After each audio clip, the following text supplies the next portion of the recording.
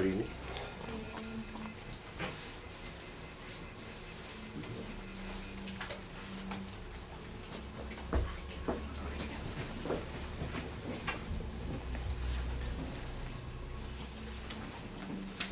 Last time we talked about Bhishma, the three aspects of the ego, the active aspect, the passive aspect, and the Satvik or the neutralizing.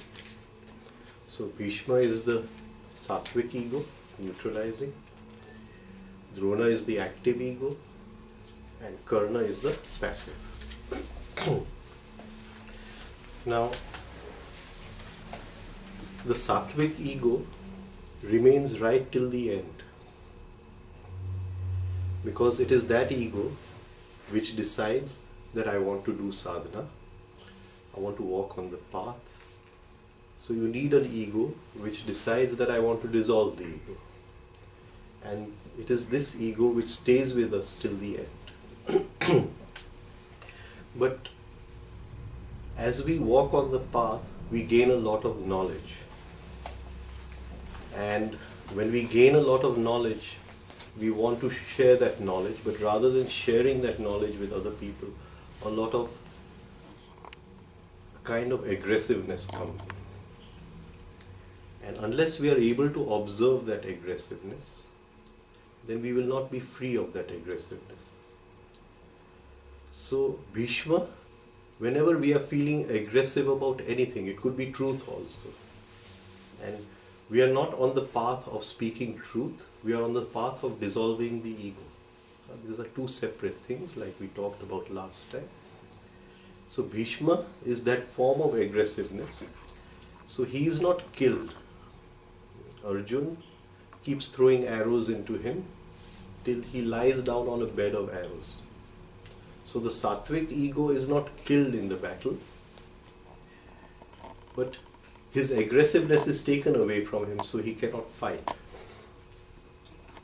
And this is what we have to do in our normal life, that wherever we feel aggressive, surrender. Wherever we feel aggressive, surrender.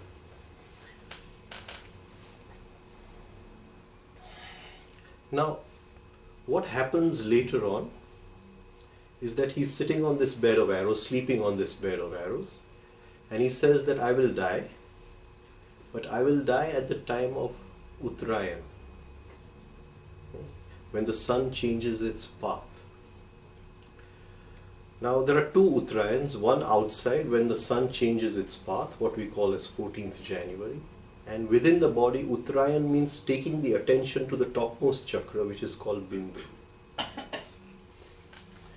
So this outer Uttarayan, what he talks about, is just symbolic of him waiting for the right time, accumulating the energies, and then dissolving the energies into the final chakra called Bindu. The path followed by the energies is called Uttarayan. Let us understand a little bit about outer Uttarayan also. The sun breathes in from the sun for the earth breathes in from the sun for 6 months and breathes out for 6 months. When the earth breathes in from the sun, fresh solar pran comes into the earth. It rotates it in its laboratory in the heart of the earth and releases that pran every 1.5 hours into the atmosphere, what we call as Chogadya.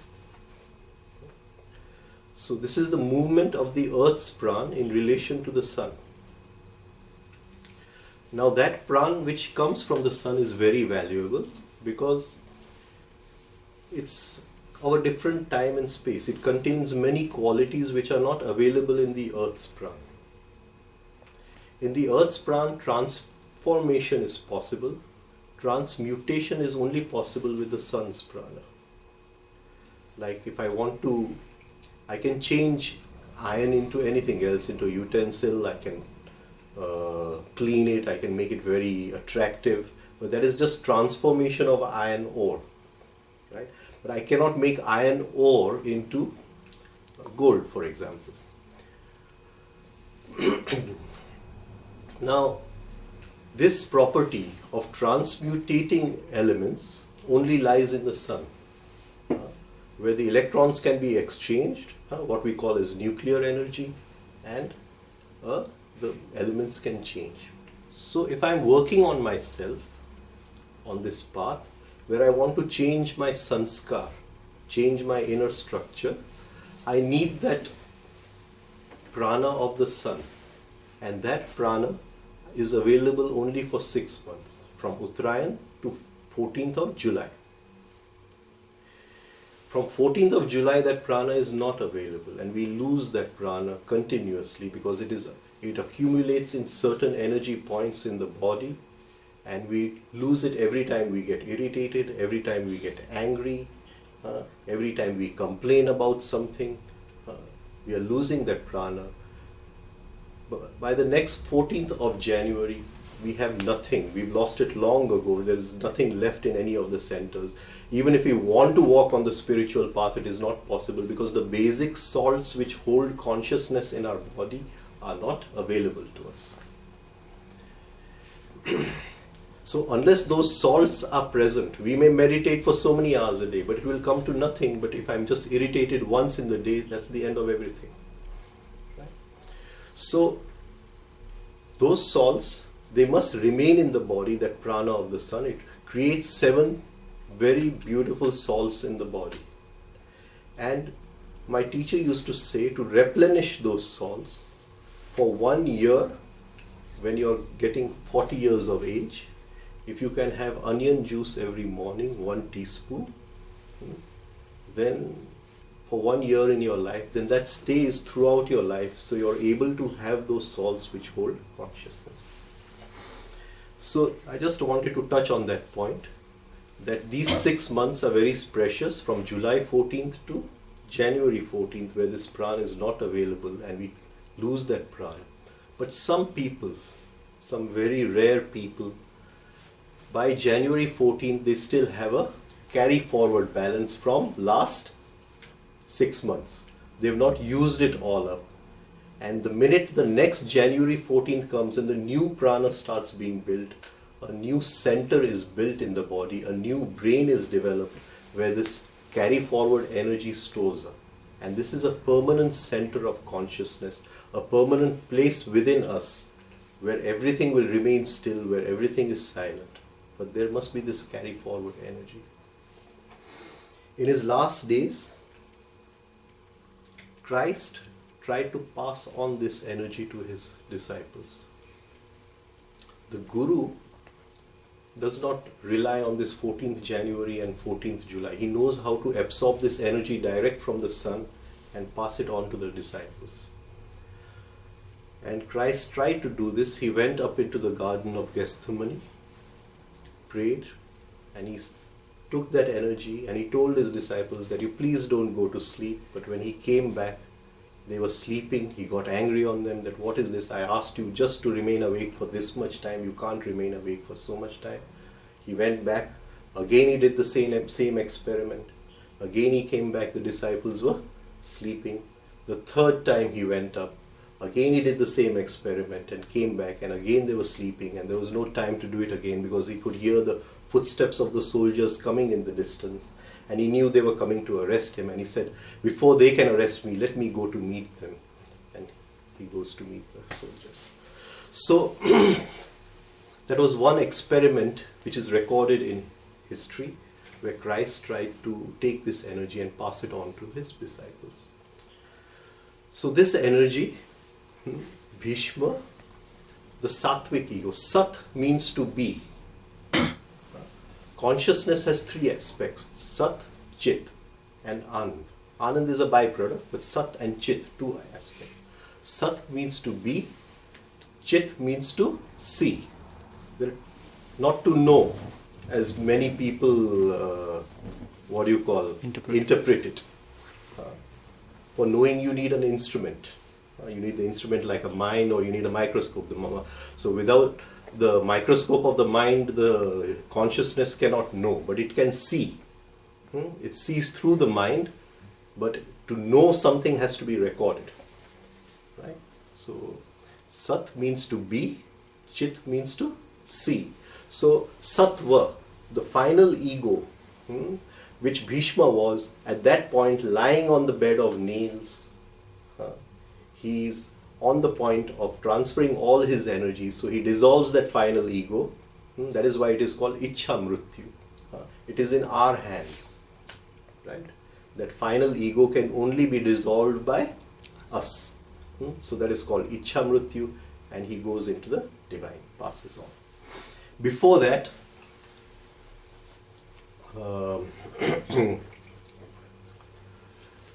Krishna tells him that Yudhishthir is now going to be king, and Yudhishthir's reign lasted for 36 years after that.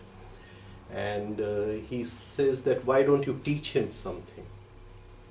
And so Yudhishthir and Bhishma have a conversation. It's a long conversation, but the very essence of that conversation is that Yudhishthir asks him one question, that how do I see the divine in everything? What is the name of the divine in everything? By what is the science? How does the divine manifest in a stone? What do I have to see in a stone that I see the divine? What name is it that it is in a stone? If it is in this, what is it? And so then he comes out with what we call as Vishnu Sahasranam, the 1,000 names of that Sat energy which resides in everything, and in what way to see it. Of course, we do it as a part, we've forgotten the science of it, but there's a science of how to see the divine in everything, and that is called as Vishnu, so the 1,000 names of Vishnu. So, like we talked about last time, these egos can only be killed by subtle ways. So Bhishma was surrendered, and the second we took was Dronacharya. Now the characteristic of active ego, like we said of the what we call Satvik ego, is agra, aggressiveness. The characteristic of active ego, right, Rajasic ego, is it wants to take attention. It wants to attract attention. So I'll tell somebody that, do you know me? Have you heard my name? Right? Now, how does Dronacharya come into the picture in the Mahabharata? So, these little princes were playing with a ball, and the ball falls into the well.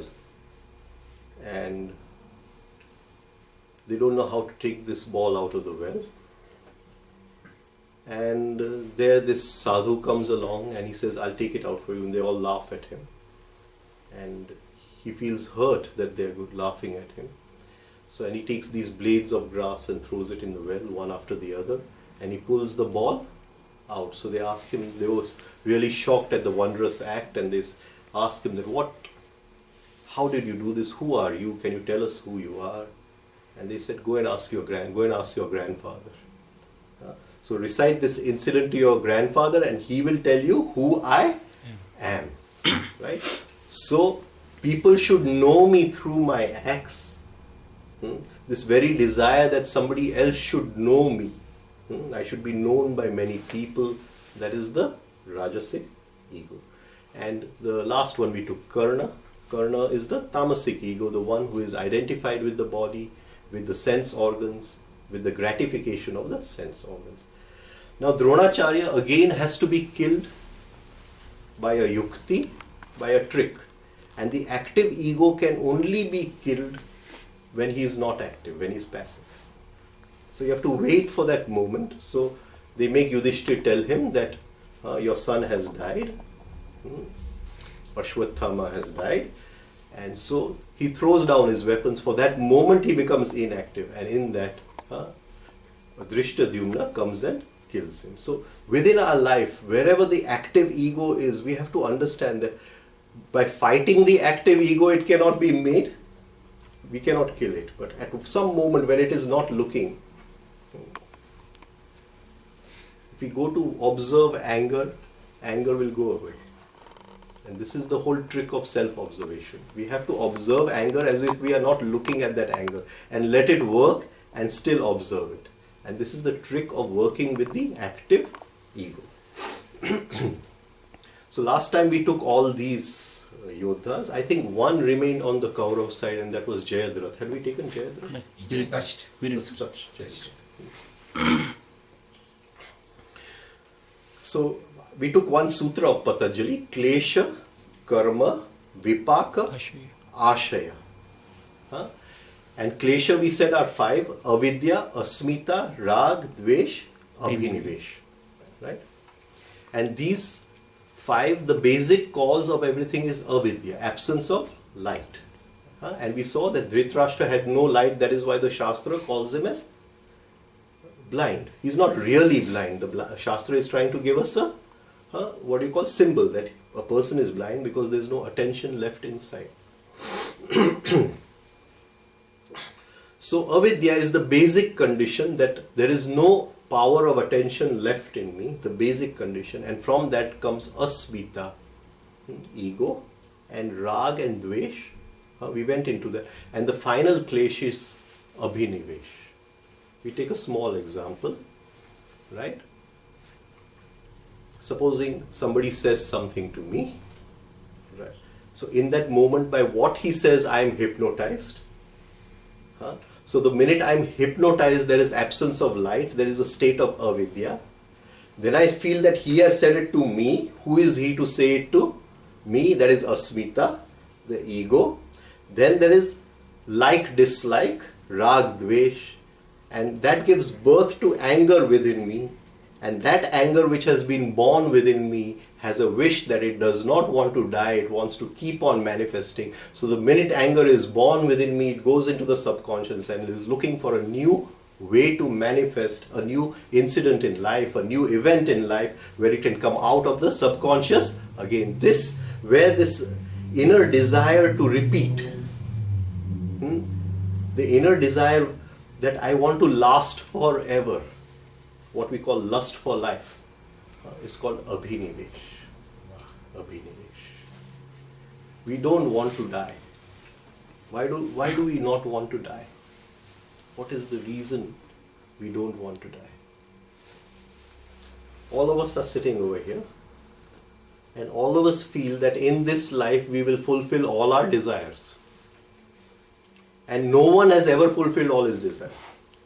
We know it intellectually, but still deep down we feel that my desires in this life, all of them will be fulfilled, and that is abhinivesh. That is why we are frightened of death. Supposing death comes before they are fulfilled. I want to achieve this, I want to do this, I want to do that. And supposing death, and death always comes before. Right? So this is called abhinivesh.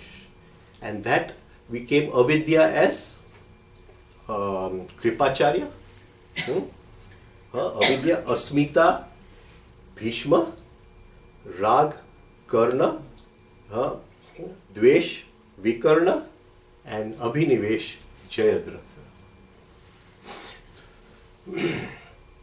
These 4, asmita, rag, dvesh, abhinivesh, they are the master files in every one. Supposing I have a factory and I am making records in that factory, and in that factory I'm making 4 types of records. The 4 types are ego, asmita, rag, attraction, dvesh, repulsion. 4th one is abhinivesh, repetition, continuation, continuity. 4 types of records. These 4 records may be played by thousands of bands, doesn't matter, in different songs, in different ways, in different combinations. But these 4, I have 4 master files in my safe, and they are lying in my safe. And if somebody wants to stop my business, right, he has to go into my safe and destroy the 4 master files. If he burns my go down, then some of my material may be lost, but I can again make new copies, new material. But if he burns the 4 master files, then that's the end. Whatever I have in the go downs of mine, I can sell off that material, and that's the end of my business. I can't start my business again. This business of making sanskar comes from these 4 master files. If we can destroy these 4 master files, and they are related to the 4 elements, they are lying in the Mooladhara chakra. If we can destroy these 4 master files, we have done this is a big step in life. Because then we are not creating any new sanskar. We still have to live the sanskars which are lying in our godown, which may take some time, but we are not creating any new form of bondage. So that what we said last time, klesh, out of these 4 are the kleshas. Klesh means seed. What 4? 5, avidya, asmita, rag, dvesh, abhinivesh. Avidya is the basic cause, so we take only 4. Asmita, ego, rag, dvesh, abhinivesh. These 4 are the master files, the seeds, klesha. If they fall in the ground, from that grows the tree, karma. On the tree of karma is the fruit, vipak. And in the fruit are many seeds, ashay. This is the law of life. And this is the way life goes on. And we keep on planting new seeds, new trees grow, new fruit come, more seeds fall, and the circle goes on and never stops. So, Jayadratha is the final, abhinivesh, the last klesh of those 4 seeds which we plant. Repetition. I don't want to die, I want to repeat. And every thought within us, every emotion within us has this desire to last forever. It's not just us as one person. It is these thousands of people inside of us who want to live forever. Now, Jayadratha's father had done puja of Shiva. And he had done puja of Shiva as Pashupatinath. Pashu means the animal, the one who is controlling all the animal energies. Pashupatinath, the controller of all the animal energies. So he had done puja of Shiva as Pashupatinath. In that he got the power to make something by which he could give a kind of protection to Jayadratha. As we go deeper into sadhana, certain siddhis are born within us. And some of the siddhis are controlling the 5 elements. And when we learn to control the 5 elements, we can ask the 5 elements to work for us, to do certain work for us. Supposing I just visualize that something is in my hand, even though it's not in my hand, I sense it. So that is earth element which I am supporting over here, right? So there is earth element there, and I say it's getting heavy, it's getting heavy, it's getting heavy, and at one point it's as if I say I put my attention into it. Attention is life, jiva. So earth plus jiva becomes alive, right? Simple technique, right? And I tell this fellow who is alive, I say, okay, you go and protect Jayadratha. And because I have done it through Pashupatinath, the animal energies which are more alive at night rather than day, they are nocturnal. So Jayadratha's power would increase manifold at night. Arjun would not have been able to kill him. So the symbol is that you have to kill him before sun set. Now anyone who practices these kind of dark sciences, he knows that supposing I create something, then and I give it some task, that you go and fulfill this task, right? Then I have to put in a program of self-destruction. That after you have performed your task, please destroy yourself. Otherwise, that very energy which I have created may destroy me. And this is the whole basis of the black arts, of these siddhis. Jayadratha's father had said that the person who touches that last, his son's head last, or the person who causes his head to fall on the ground, this will die instantly. So the first thing was that he had to kill Jayadratha before night time. What does this mean? What does this mean? That if we are in a state of darkness, in a state of avidya, we will never see this desire in us for eternal life. This desire in us to live forever. It needs a lot of light to see that desire and to work with that desire. And that desire is protected. Why is it protected? Because nature wants it. Nature grows through it. The ray of creation which comes out of the absolute, it grows through this desire to expand. Right? So it is protected. And we have to get rid of that protection. And then get rid of that master file within us and be free. And at that point, all fear will drop. The minute we are through with that master file. Right. Okay, so this is Jayadratha, and Arjun cut off his head. And Krishna said that, see that the head does not fall on the ground, see that it goes into his father's lap who's sitting in meditation. His father saw the head fell on the ground, and the father died. Right? Okay, so we took all the Kaurav Yodhas. The last was Jayadratha, desire for life. Now we'll take a few of the Pandava Yodhas. Pandava Warriors.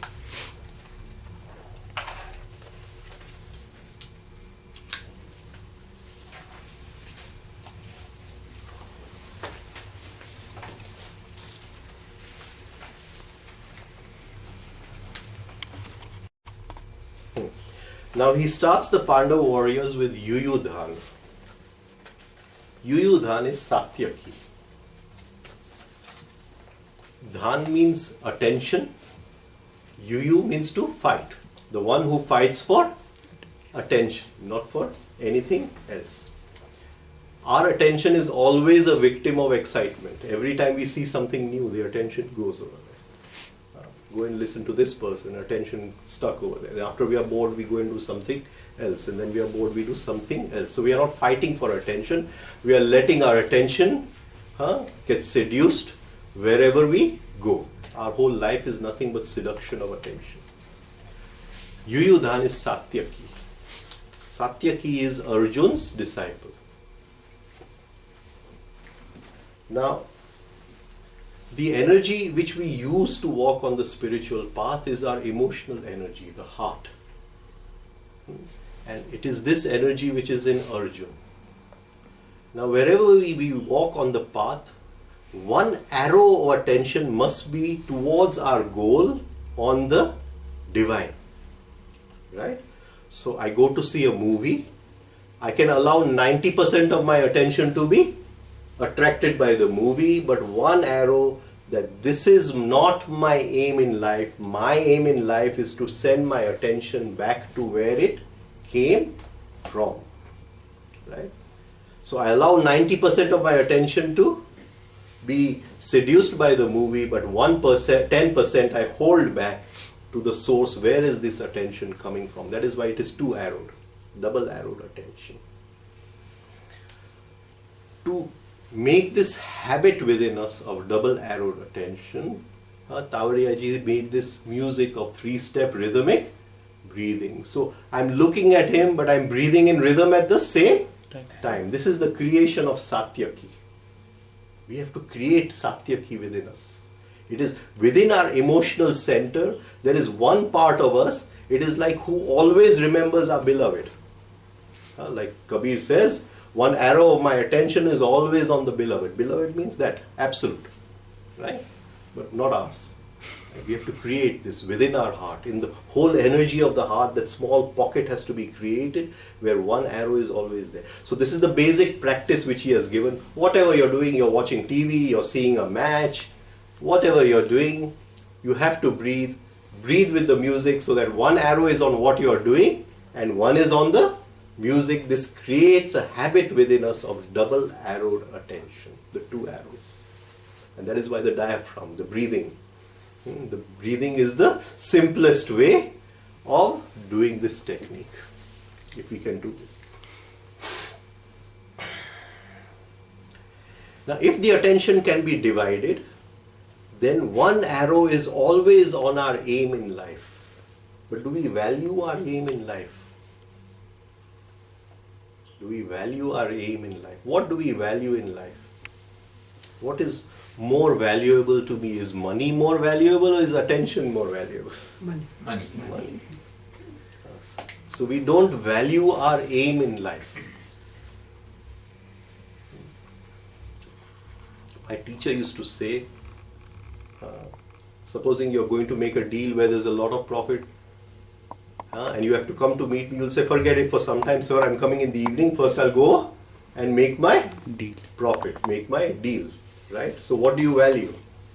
Do you value your aim, which is to meet your inner Atma, to take your attention back to the source, or do you value that? We don't value. And till we value,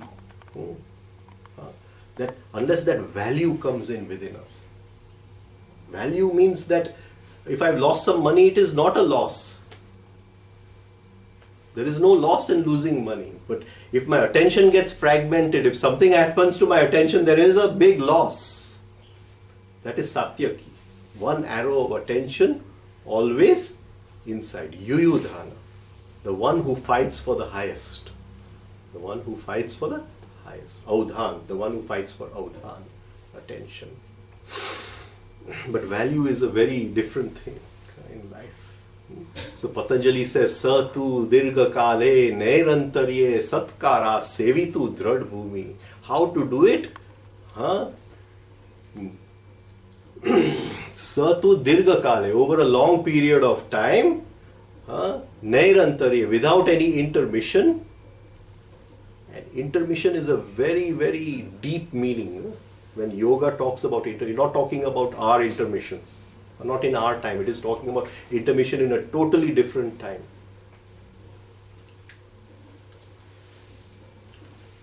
Supposing I put grades of prana,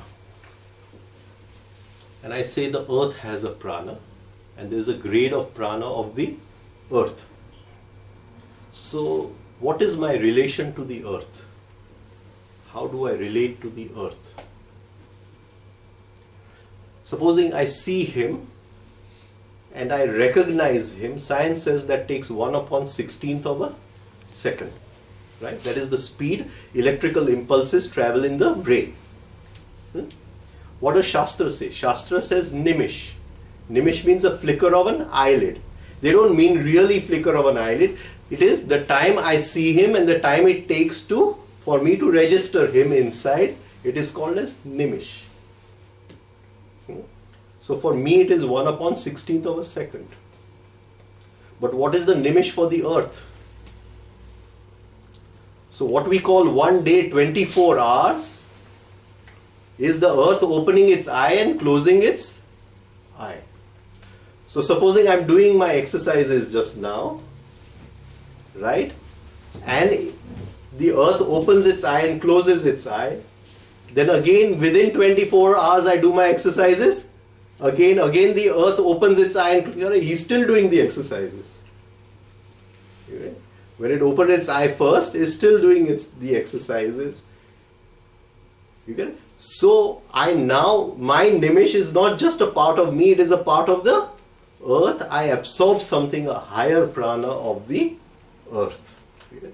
Similarly, my life, 70 years is one nimish of the sun. For the sun to open its eye and to close its eye and recognize me takes 70 years. We call it a lifetime. This is how the rishis related time.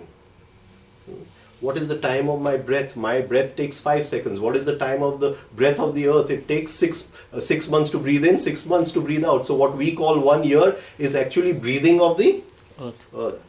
How long does the sun take to take in one breath? So 25,000 years. So everything is related. Right?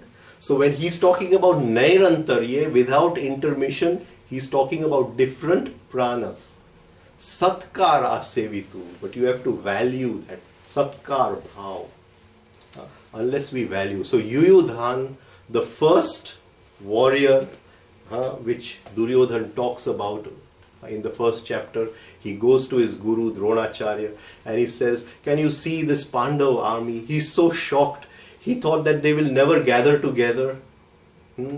and come to fight him. And he's saying, can you see this vast army which has come? He's telling his guru. And these are the great warriors in this army. And he's frightened at that point, because he sees that all this whole army, even though it is much smaller than his army, they have one aim, that is to defeat the Kauravas. But all the Kauravas don't have one aim.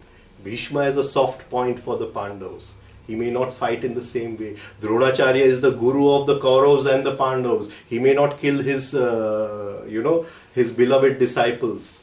You get what I'm trying to say, right? Karna has his honor above everything, so he may give up fighting for his honor.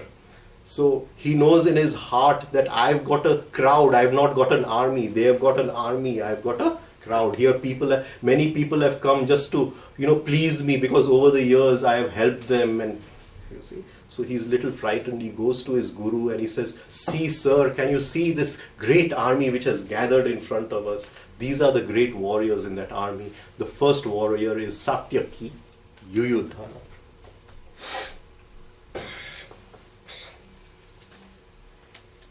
Yuyudhan Viratascha. Virat means to expand. Virat means huge. Virat means in the state of Samadhi, the world is within me, Aham Brahmasmi. Expansion. Right? Virat. When in their final year of Vanvas, when they go into Agnatavas, the Pandavas go into Virat. We never experienced this for even 5 days in the year, even on a small scale. Supposing we were to go to a place where nobody knew us, no phone calls, no being a father, no being a son. We drop all the coverings we have, drop everything. Just be alone over there, not to know anybody, not to have any books where we can identify with some author or some teaching or anything, just to get rid of everything. And suddenly we are in that expanded space. And when we dissolve into that expanded space, relax into that expanded space, that is Samadhi. There are no labels left. In Samadhi we are nothing, absolute nothing. No father, no son, no grandfather, no relatives, no friendship, nothing. It's a big nothingness. So Virat. So 12 years these Pandavas are working hard upon themselves in the jungle. Arjun goes to get Divya Astras, Bhim is practicing something, this one is practicing something. They go to different parts of India to understand different energies and all that. And then they've gathered all this together. They've made themselves capable of fighting the Mahabharata war. And now they want to dissolve into deep relaxation. Give up that ego which did all the sadhana, and that is Virat Pradesh. And in Virat Pradesh, Arjun alone fights the whole Kaurava army, and with one astra called the Sammohan Astra, he makes all of them unconscious. It's a beautiful symbol over it, beautiful. So if we can understand this, one of the deepest yogas, most secret yogas, which is only passed from the guru to the disciple, is called as Lay Yoga. You will not find it in any books or anywhere. It's not possible. Right? Now the disciple is taught by the guru how to become unconscious. Why does the guru teach the disciple? It's a very dangerous form of yoga. And the guru teaches the disciple that you become unconscious. And in that unconsciousness, the energy which is there in unconsciousness is the same energy which is in Samadhi. Virat. With one astra he makes the whole army unconscious, but nobody had it except for Bhishma in him, and a little extent Dronacharya. Everybody else was totally unconscious. But both of them in that unconscious state were experiencing Samadhi. Right? So in the unconscious state, the Guru says that I don't have time. My time in this world is limited. In that much time I have to pass on so many things to you. I want you to experience that state of Samadhi. If you have a taste of that, you know that the top of the mountain is like this, you've been there and come back, then you will work to go there in a much harder way and reach much faster. But if you have no taste of it and you have to just rely on what I am saying, right? It requires great trust, and we don't trust. We keep on doubting, right? It's very difficult to trust. So we have to trust somebody that this is what is there on the top of the mountain. So this is Virat. So he gives an experience. He says, you become unconscious. And before that there are certain pranayams. One of them is called Murcha. And in the pranayam called Murcha, he teaches him how to do this, and he falls down flat, dead. And when he's falling down, the Guru has told him how to make a certain sound, a certain mantra, and he's saying that sound, and as he goes, the sound continues, and that sound is like the string of consciousness. In that deep state of unconsciousness, that string of this thing makes him aware a little, and in that state of Samadhi, it is Virat. He has expanded into the whole. And that glimpse, then he comes back and he says, no, I've seen the top of the mountain, now let me work for it, to dissolve this ego really in my daily life. So, Yuyudhana Viratascha, Virat, to experience the truth, to have a glimpse of truth, what in Zen they call Satori. So that is the second, the king of Virat is there. What is meant here is that the king is there. What the deeper meaning is what we are trying to talk about, right?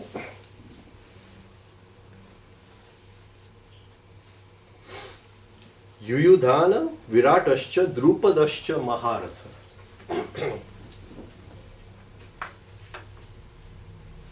Drupad, Draupadi's father, Shikhandi's father, Drishtadyumna's father. Like we said last time, Dhru, the root, Drupad, and the root Drona is the same. Drona, how was Drona born? Drona's father was Bharadwaj Rishi.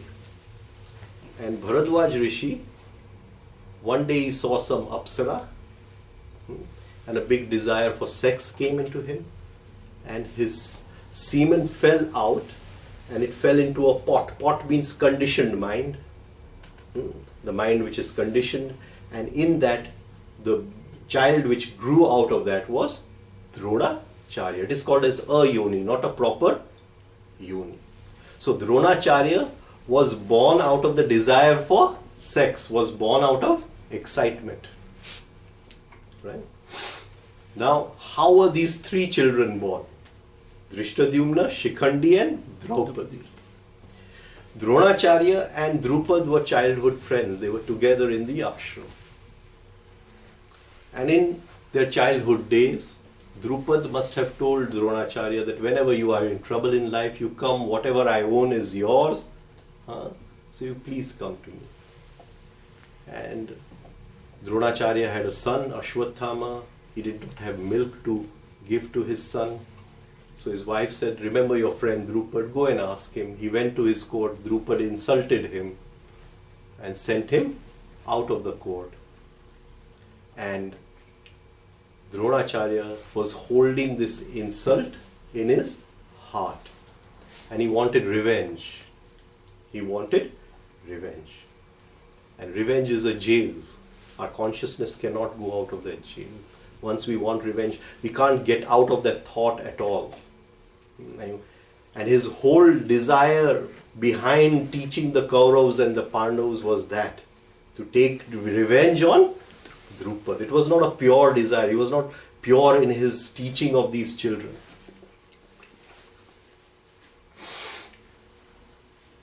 Then the Pandavas and the Kauravas became ready. They learned for so many years under Dronacharya. He said, now you give me Guru Dakshina. He first sends the Kauravas. You go and capture Drupad. They come back. He defeats them. Then he sends the Pandavas, and the Pandavas, they are still ignorant of their powers. They don't know. They're still, the five senses, the five Pandavas are victims of excitement in life. They go and they defeat Drupad, and they bring him back in chains. And Dronacharya says that, okay, I am very generous. your whole kingdom is mine. I give you back half the kingdom. I'll keep the northern path, you keep the southern path. The northern part is this part. The southern part is this part. Where the sex energy is the southern part. Always a victim of excitement. He knew that by giving this energy to Drupad, he would never be able to make his attention one-pointed. But Drupad didn't say anything. He took the southern part. And in the southern part lies the sex energy. And he worked on it. Dhru also means fast. Dhru means liquid. Dhru means fast. Pad means feet. Anybody walking on the spiritual path has little time. One lifetime is very small to be able to experience the divine. You have to walk with fast feet. Drupad.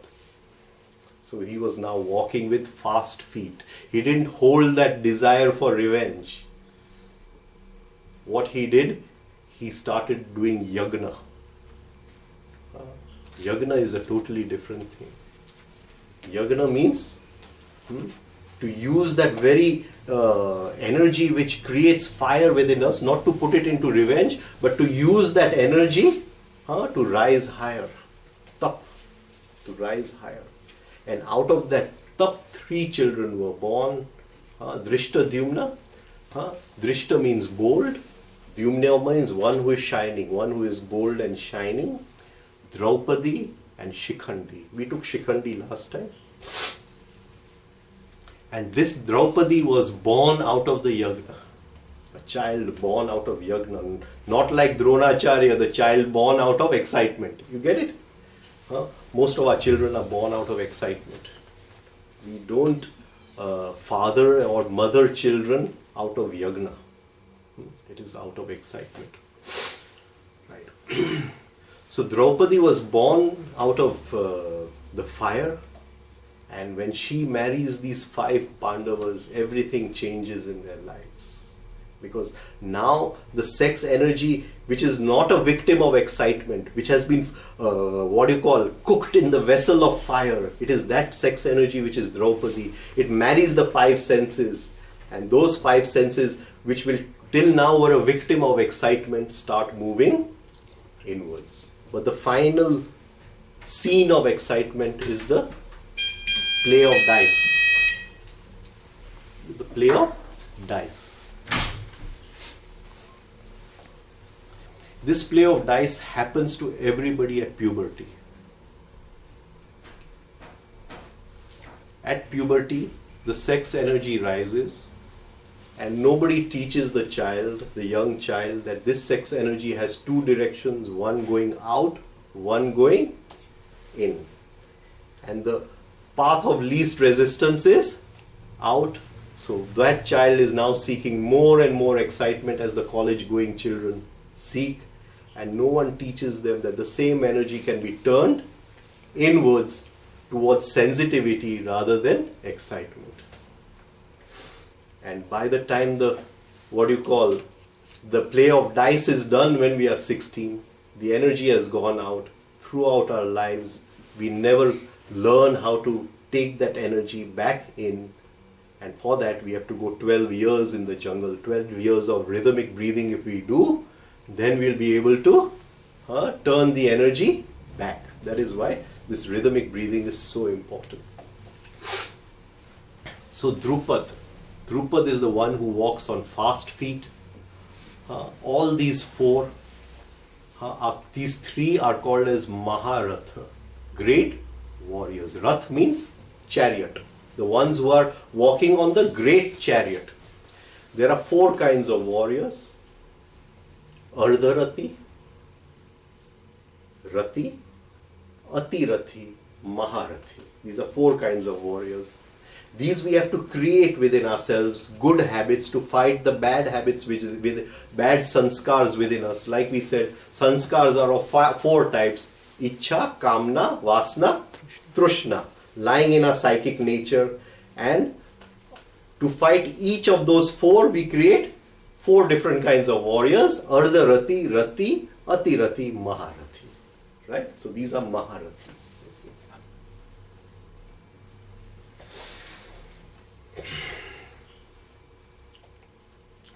Drushta Ketu Chekitana Kashi Rajascha Viryavana. Drushta Ketu. Ketu means to shine. And I've written some notes today.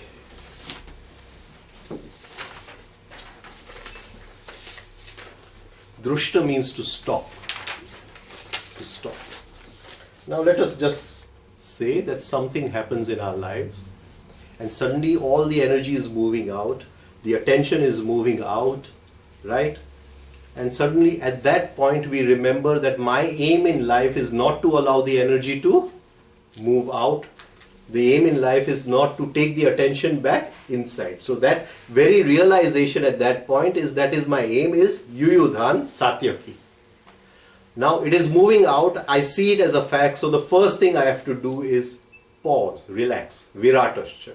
It is moving out, stop, Viratascha. Then I realize that I have to move inward at a fast pace, Drupad. So why is it moving out? Somebody has said something to me, somebody has insulted something to me. So that very heat which he has given, I turn that heat inwards into the sacrificial fire, Tapa. Right? And then I try to detach my senses. This is called as Drishtaketu, to stop. I am now stopping, no energy moving out, sex energy is not flowing out, the prana is not flowing out, the attention is not flowing out. I am stopping it. In Patanjali calls this as yam. Yam. Yam means to stop. Yam is a beautiful word. Yam means the law of the pendulum. We have not talked about the law of pendulum. Have we talked? No. No, the law of the pendulum. Everything in life follows the law of the pendulum. The Bible says one day the sea said that I will take over all the land. And the sea rose into mighty waves and started taking over the land. But the sand came and stopped the sea and the sea had to calm down. This is how the Bible says. This very stopping, when the pendulum moves to one extreme, at one point it has to move in the other direction. That very law which makes the pendulum move in the other direction is called in our Shastra as Yam. We call it the god of death. Yam. Now the energies have to change direction. Right? So now the energies were moving out, the attention was moving out. We stopped it, we paused, we relaxed. And now we are deciding at one point that we have to take it in Drushtaketu, Yam. Stop, Yam. It's very difficult. Very difficult. Like I said, there are so many guys sitting inside. Someone there will say, okay, but for this one day, let's go and see the movie. We'll do the exercise day after tomorrow. Right? Forget it for this one day. Let me just enjoy life one more time. Enjoy life one more time. Right? Let me gratify the senses one more time. Drushtaketu. Right? To stop, the one who shines inside. Now this Drushtaketu is the power of psychic resistance. And he is Shishupal's son. Right? Shishupal's son. And to develop that power of psychic resistance within us, we must leave our childishness. Shishupal means childishness. And Krishna allows him to express his childishness 100 times. And he says, after 100 times, I'll cut off your head. Shishupal. But we are still childish people inside. The child says, I won't give my toy to anybody. I'll say, okay, I won't share anything I have with anybody. Right? This same child just grows up in the body. Nothing changes. Don't take what is mine. And unless we are able to drop that childishness, this inner power of Yam, that is, his son will not come on the throne. He has to be killed, Shishupal inside. And we have to kill that childishness. We don't have to kill the child, we have to kill the childishness. Right? And once that is, then Shishupal comes on the throne of the Chedi kingdom. Drushtaketu comes on the throne, and we get the power of Yam, the power to resist, the power of psychic resistance. And we can resist then very easily in life. Resist the forces which are pulling our energy out. Drushtaketu Chekitana, the power of recalling at the right time.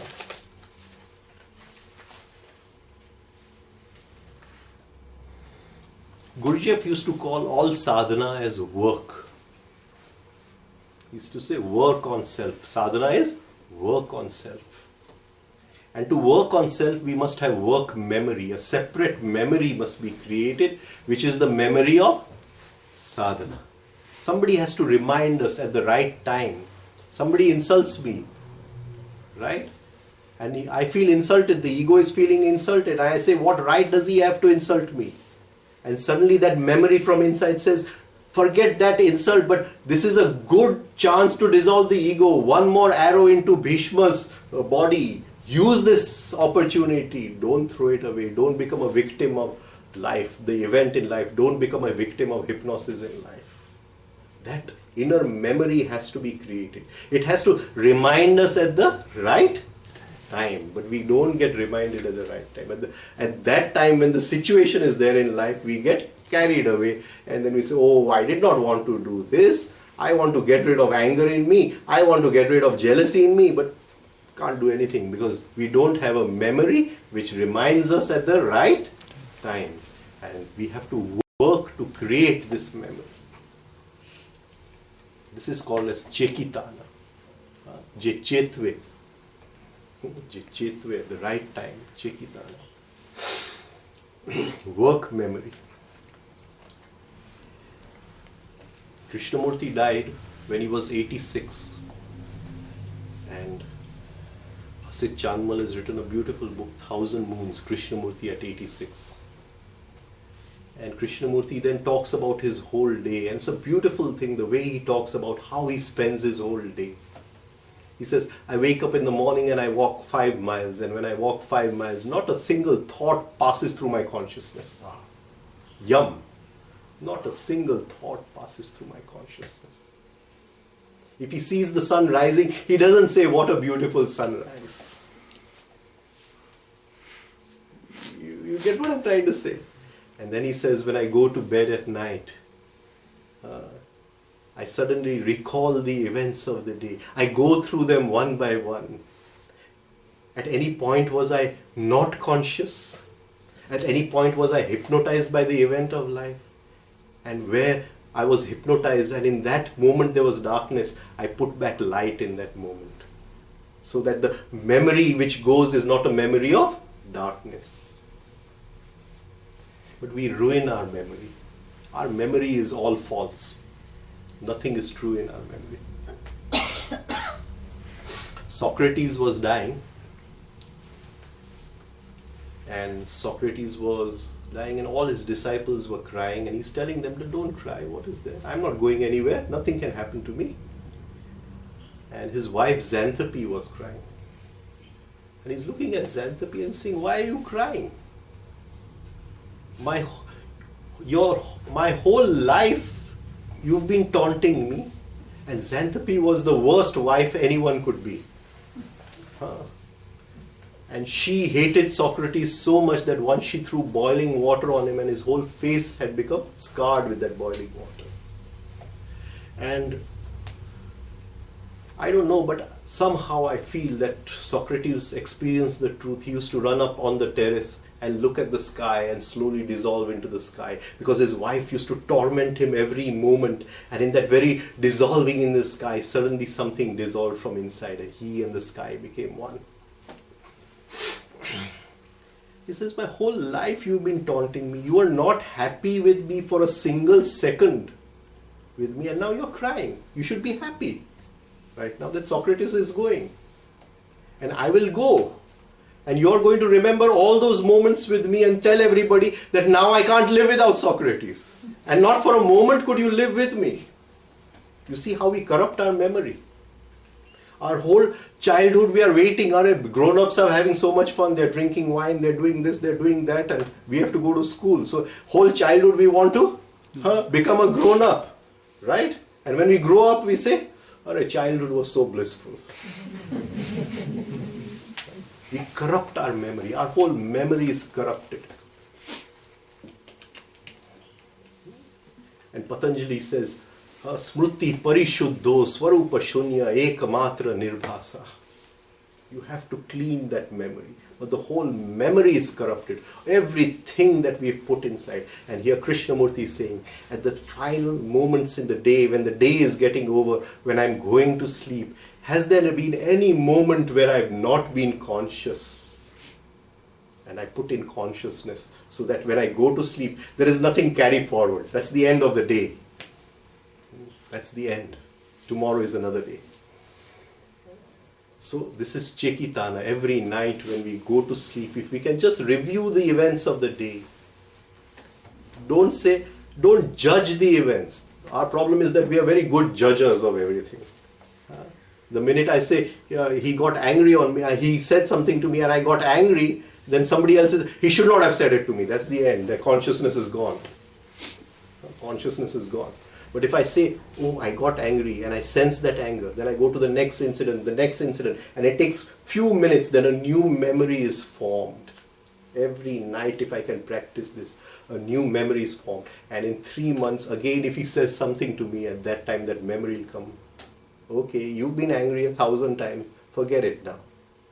And suddenly I'll be observing what is happening inside. That very pain I will use for tap and start the yagna inside. So, Chekitana, the one who reminds me at the right time. Gurdjieff called this as work memory. Drushtaketu Kashi Rajascha Drushtaketu Chekitana Kashi Rajascha Viryavan. Kashi Raj. Now here Duryodhan does not take the name of anybody. Kashi means Banaras. And he takes the general name, the king of Kashi. He does not take anyone's name. And Kashi means to shine, and Raj means consciousness. Now consciousness is shining. You see? Now the memory has come in. Till now he had insulted me. I'm hypnotized by his insult. Suddenly I realize this is a good opportunity for me to dissolve the ego. I should thank him rather than get angry on him, because now this is and that brings consciousness. So consciousness comes from another dimension of time and space. It descends. Suddenly I'm conscious. Kashi Raj, everything is shining. Now the picture is clear where I want to go. The picture is clear. Kashi Rajascha Viryavan. All these 3 yodhas, Duryodhan says, are Viryavan. Viryavan, Drushtaketu, Chekitana, Kashi Raja, Viryavan. Sex energy, Viryavan. When we think about sex energy, we think only about sperm and ovum. But now he's talking about something else. Shukra, Virya, Ojas. These are 3 states of sex energy. Science can only see Shukra. They can't see Virya and Ojas. When we talk about having a child, we say that sperm must not be just Shukra. It must have a magnetic field. It must have a magnetic body, and that is Virya. It must have an astral body. And for that you must practice 3 months of Brahmacharya. Science will say the same sperm you had yesterday is the same sperm you had today. Science does not believe in all this, but the Shastra says that the sperm is not just a physical sperm, it has an astral body, and that astral body has to be created. You want to have a child, please practice first 3 months of Brahmacharya, so the quality of the sperm is different. Virya, Shukra, Virya. When sperm is transformed, it becomes Virya. And when Virya is transmutated, it becomes Ojas. So he says, these 3 yodhas have become yodha. Their sadhana has been by transformation of this sex energy.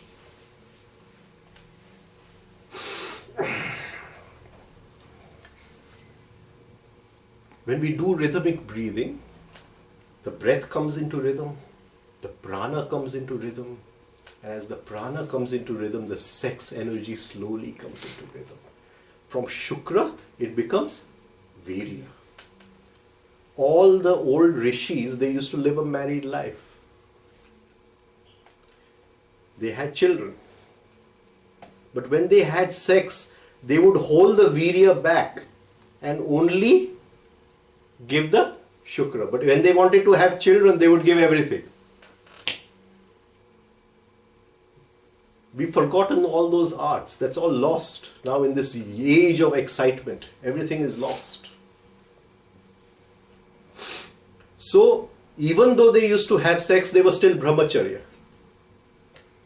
And our sadhus of today who practice brahmacharya are not brahmacharya without having sex. Because they're thinking about sex all the time.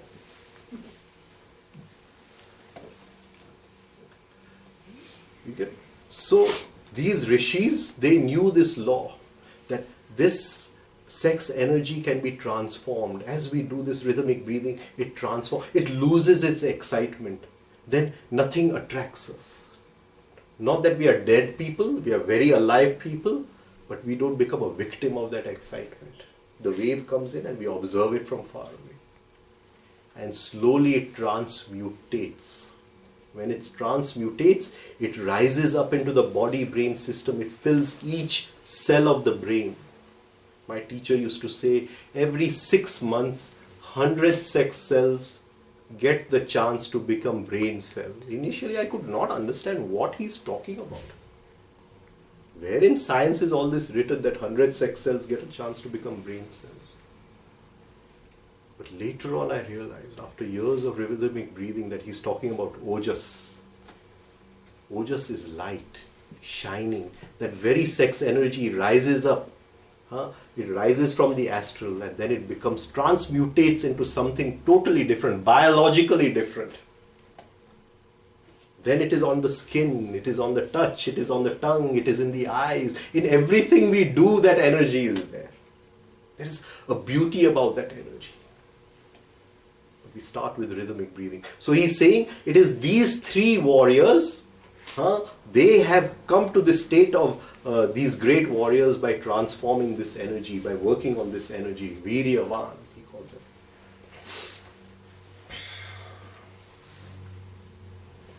Purujita kunti bhojascha shaivyascha narapungava. Purujita. Purujita is Kunti's brother. Kunti's brother. Now Kunti, she was somebody else's daughter and given to Kunti Bhoj. Purujit was her real brother. Puru means the 5 senses.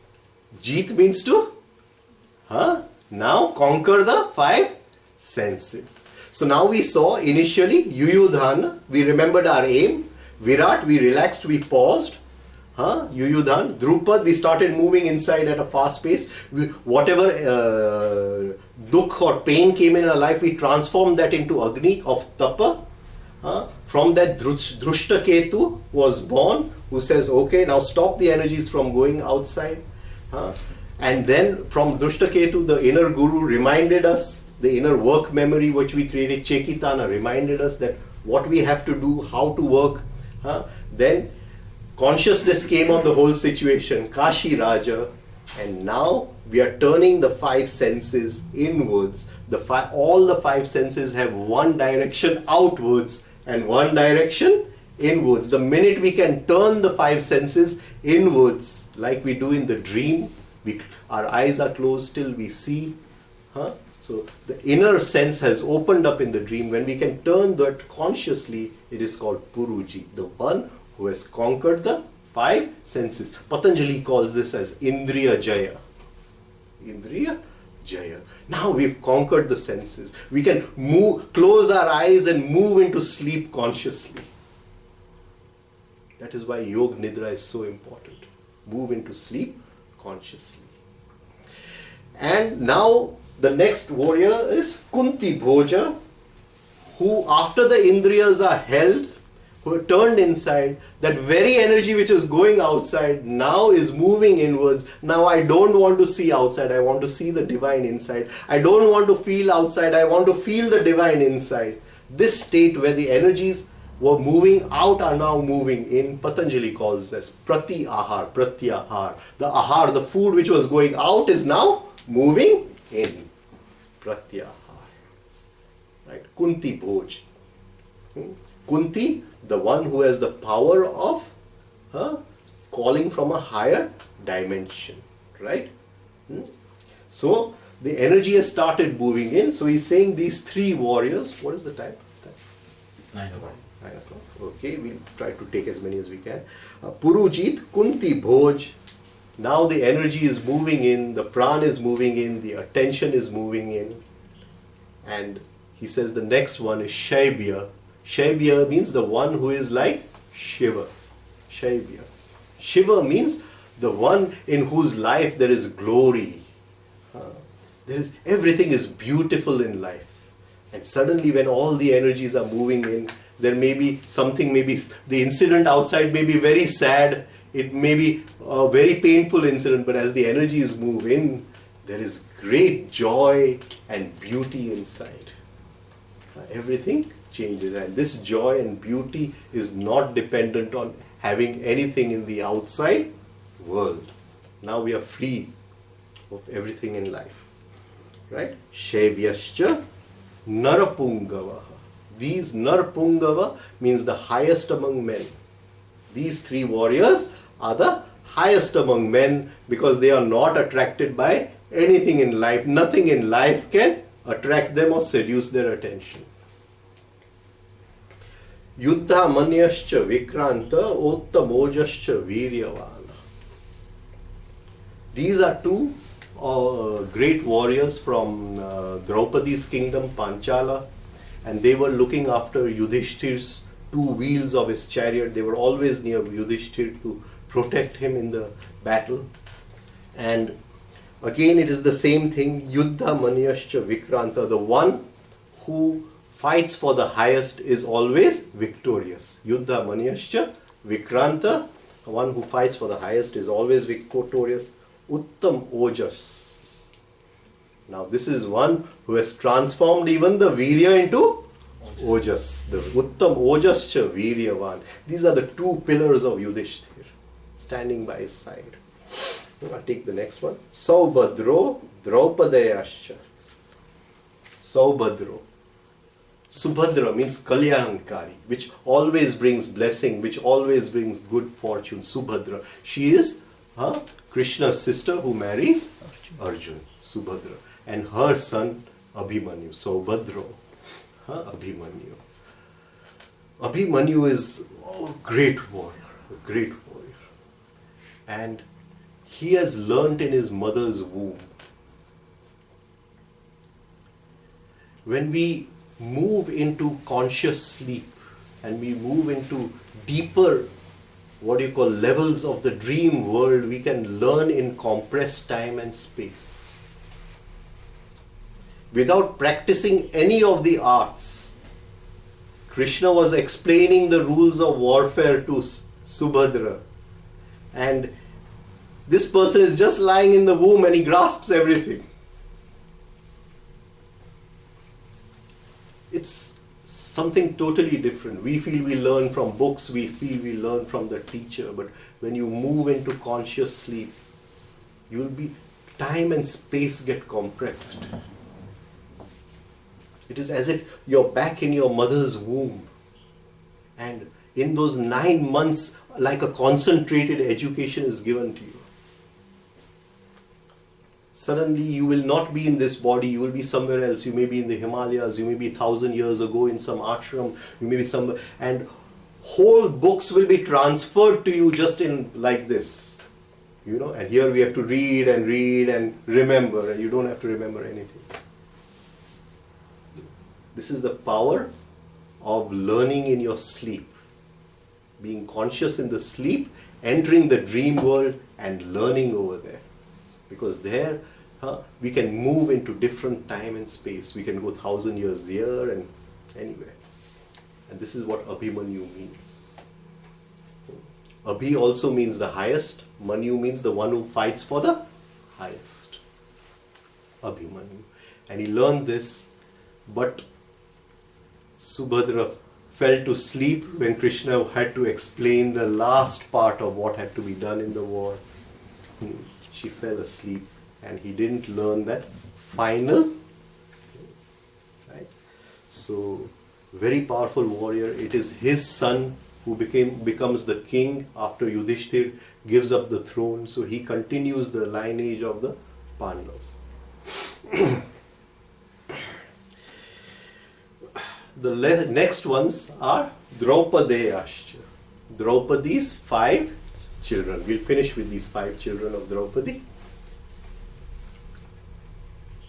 Like I said, the Pandavas are the 5 elements, the 5 senses, the 5 pranas, the 5 chakras. And as the 5 chakras marry the sex energy starts rising in the 5 chakras, and each chakra has a sun, right? And that energy rises up the 5 chakras, and something is born out of that meeting of the 5 Pandavas and the sex energy, which rises up from Shukra to Virya to Ojas, which rises up.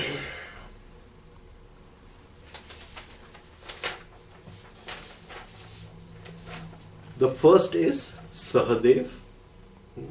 And we saw Sahadev means one who walks with a god, Sahadev, right? And his son which is born is called Shrutasena. We can hear that which is not spoken. The one who can hear that which is not spoken. Like we learned the Omkar that day, but that is not the way usually the Omkar is taught. The Omkar is taught, then the teacher will say, now can you hear it in the same way you said it? Now that power lies in the Mooladhara chakra. Right? Shrutasena. So Sahadev and Draupadi, her son, the one who can hear what is not spoken but is still there.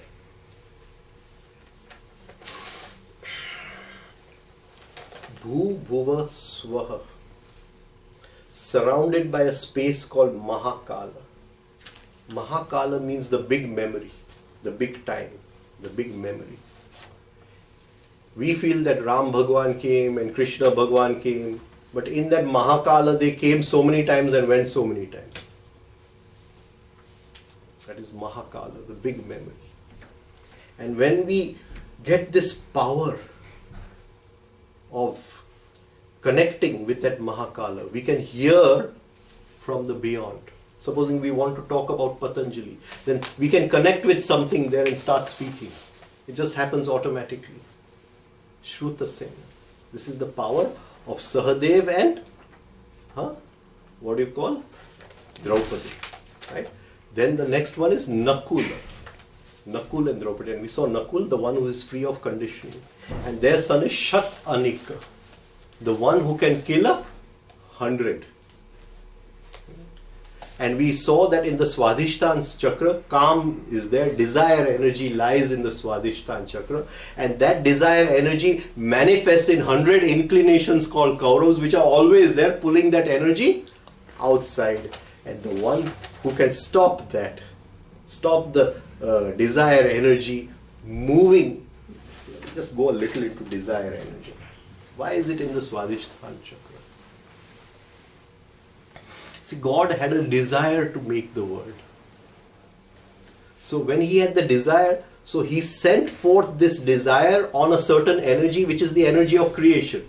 So energy of creation and energy of desire always together. You get it? So energy of creation, which we call sex energy, and energy of desire, both lie in Swadhisthana because they are always together. I desire to have this beautiful thing. That means the sex energy has gone. That desire has ridden on my energy. So I have lost that energy in that moment. So, and this energy can be lost in 100 ways, which are called Kauravas. Right?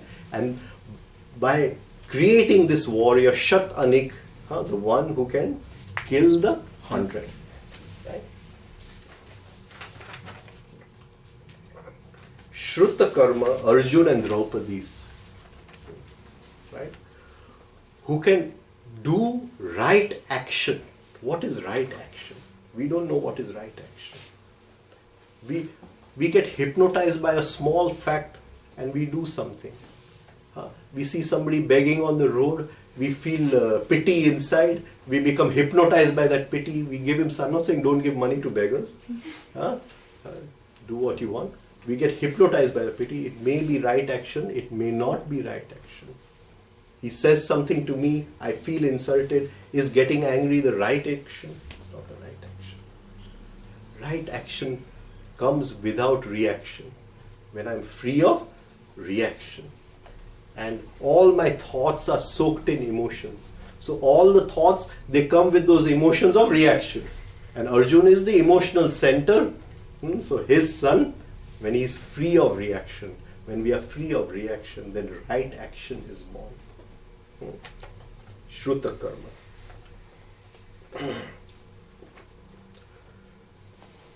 Suta soma. Now he is born of Bhima and Draupadi, but the slok over there says, calls Bhima as Vrukodar. Now this is a very... Vruk means a wolf. Vruk means a wolf. Udar means the stomach, the wolf stomach. The one who is born of the wolf stomach. Now, feeling hungry is one energy, digesting food is another energy. Many people can feel hungry, they feel so hungry, but they eat one morsel, they can't eat any more. They don't have vrukodar, the energy to digest food. I remember my teacher, he would not eat at all. Means he would eat 3 meals a week, Monday, Wednesday, Friday. Monday would be 2 chapatis and a cup of tea. Friday would be 2 chapatis and a cup of tea. Wednesday would be a full meal, which he also wanted to stop, but his wife wouldn't allow it. Some days he would be without food for even 12 days on end. No shortage of energy. You bring one patient down, he used to live on the 6th floor. He would come running down, see the patient and go back up. He was 76 years old. Right. And he always used to say, food is a problem for me, I can't eat food. So, then if you made him sit down to eat and you'd say, sir, today is my birthday, please have some ice cream. Then he'd say, okay, bring ice cream. But then he wouldn't eat one ice cream, he'd eat 5 liters of ice cream in one shot. Then he would tell me, do you know, even if I eat a full meal, that is what 10 people can eat, if you ask me after 5 minutes to eat, 10 people can eat again, I can eat it again. That is the, what do you call, quality of my stomach, what I have. Vrukodar, the power to digest. We don't have the power to digest, we have the power to vomit. He says something, I can't digest it for a second, I just throw out my anger on him, gone. Somebody in the business or in the workplace has not done his work properly, before I've digested, I'm gone. We can't digest, the power to digest. Vrukodar. But Bhim, he can eat immense amount of food. This is all very symbolic what they're saying in the Mahabharata. He can eat immense amount of food, but he can digest it also. So Vrukodar. So from him the son which is born is Shruta Soma. Soma is the divine, what do you call, wine. The divine wine. The one who is drunk with the divine. But if we get a small experience of truth, we don't get drunk with it, we get indigestion. And we start talking about it to thousands of people. Right? We get indigestion. Right? So, don't talk about it to anyone. Shruta Som, the one who is drunk with the divine, but he can digest all that wine inside. Doesn't have to talk about it. Right? So that is Bhim's son.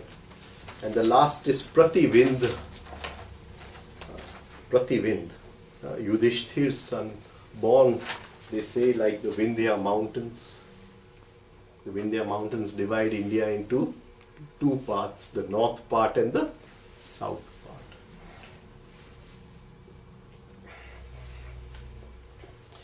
part. Prativind. Vind means to go through.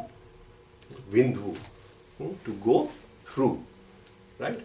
I take a thread and I put it through the hole of a needle, the eye of a needle. Vind. Prativind. So, I work with my attention and I make my attention so powerful that I can see through and through, but then I turn it inwards. Prati means in the opposite direction. The one who has this. Arjun, Yudhishthir's son, Yudhishthir had the quality to see the truth in anything. Krishna told him that you have to tell Dronacharya that your son is dead. He saw that this was, even though he believed in always speaking the truth, but he was able to see beyond that. No, this is the truth for now. I have to say this. This is more important than my holding on to saying the truth. This is the real truth. Let me say it. Prativind. The energy to move, to see the truth in anything. And we don't see the truth in anything. We only see what we project in everything. And that is why Jesus has to say, the mote that I see in thy brother's eye is thine own. The anger which you see in someone else is not that person's anger, is your own anger. It's a mistaken identity. You've created a mistake somewhere. That person is not angry. You are angry. But we don't see the truth. We say, he is angry and he has done this to me. And he is the cause of everything. So that is Prativinda. When the sex energy rises, she marries these 5 Pandavas. From them these 5 children are born. And these are the Yodhas on the Pandav side. We took the Kaurav side, took the Pandav side. Let us see if we have one more time. Then we'll go a little further where they talk about the Shankha and the sounds which are made and how each sound comes from different parts and those sounds, what they mean. We'll talk about that some other time. Okay? Thank you. Thank you very much. Very nice.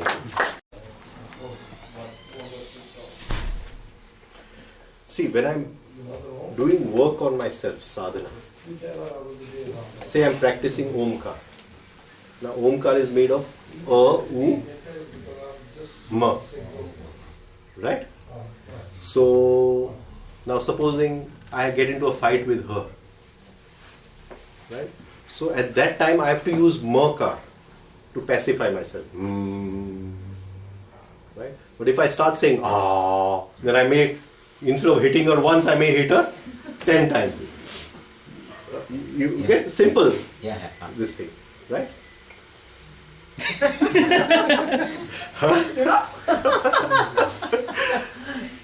So there has to be one commander of the army inside. Drishtadyumna is the commander of the Pandava army. Drishta means bold, Dyumna means to shine.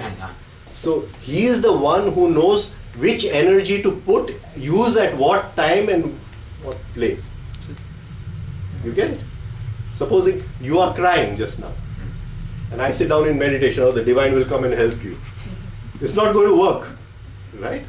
I have to use some other energy at that time. So that Vivek Shakti inside, which decides Ani same ano rath jaye, Ani same ano rath jaye, a Drishtadyumna, who arranges the army in different patterns and all that. You used to say the planner. The planner. Strategist. That Vivek Shakti we need. All Shaktis we will work on them. Different energies inside. Somewhere I have to listen. Don't give advice. Just by listening the work is done.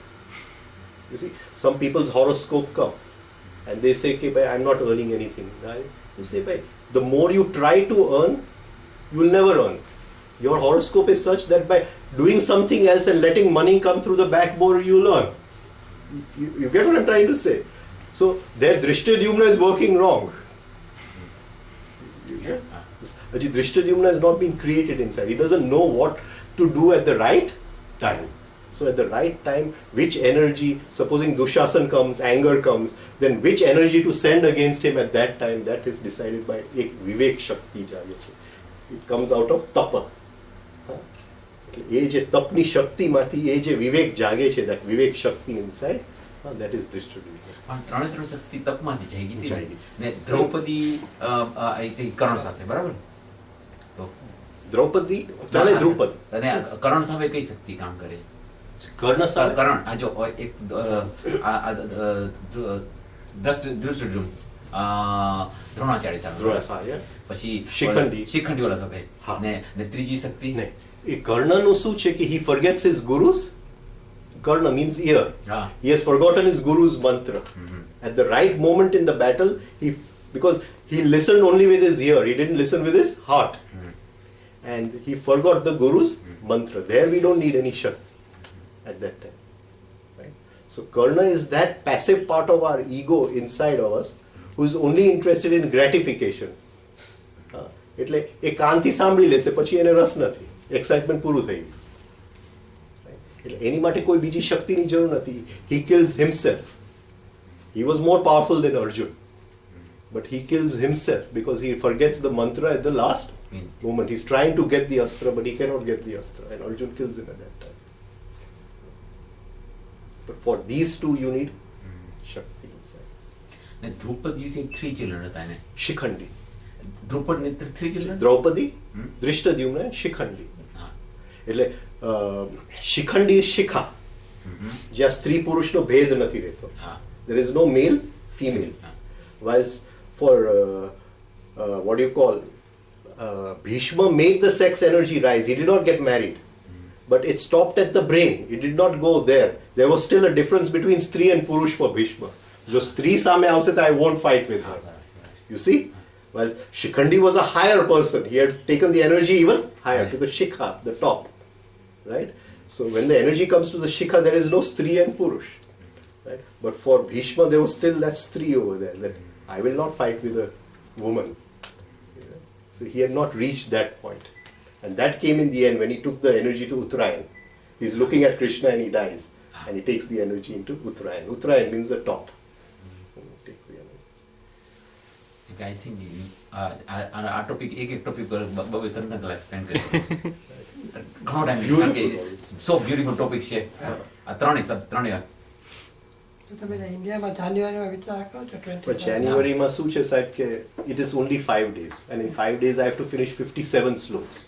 Not possible. So in 10 lectures, diluted. In 10 lectures, even if I finish 5 to 6 slok in each, so it is 2 hours I have to finish 5 sloks. It is very difficult, very, very difficult. So I have to keep it very compact, very, very compact. Because you see, to explain each thing, again there are so many stories. Like the burning of the Khandwa one by Arjun. You see, and each thing is symbolic. Each thing is symbolic. How his Rath came, what it means burning, why Varun did this, all that, there is a science hidden in all that. એટલે એ બધું explain કરવા જાય તો one slok will take one lecture. You know? And here 57 we have to finish in 10 lectures. Why are you rushing? Sorry, મારે પૂછવાનું નથી. Why do you rush? Why don't you do it over a period of time? Because this is such a beautiful knowledge which we need to I think મને જોઈ છે કે આમાં શું જીવનના ઘણા ઘણા રહસ્યો નીકળતા જાય કે આપણે ખ્યાલ આવતો હોય કે ક્યાં ક્યાં બધા આપણા ઋષિઓ how they have put shastra into rupa, into stories and into symbolism, whilst Jesus put it in parables. The parables is a much lower form than what our rishis did. You see, Jesus had to put it into parables, into small stories, whilst they put the whole science in a different way. Of course, the Bible does not reach to that height of what our Shastra reaches. It is little lower. It doesn't reach to that exact point. But the rishis put everything, the whole science in Puranas, okay, Garud is this and what is Garud within us. You see, all that is... And now we can talk about it because we have a scientific language. Yeah. 100 years ago, there was no scientific language. So they could not talk about it in this way. Now we can talk about it. But I think people will appreciate it very good. A long time, years on, later on, maybe 10, 15, 20 years, 30 years time, if you do it slowly, because this needs to be I think expanded. I don't know. Don't you think so? You know, Yes, I rushing think through, so. rushing through will concentrate it. Well, people like me, I can grab all those information because I've got so much background into this thing, so I can. But not the public as general, and future generation may not be able to get it because they don't have this backing anyway. So sorry. We'll see what I we would do. no adhikar to say. You know.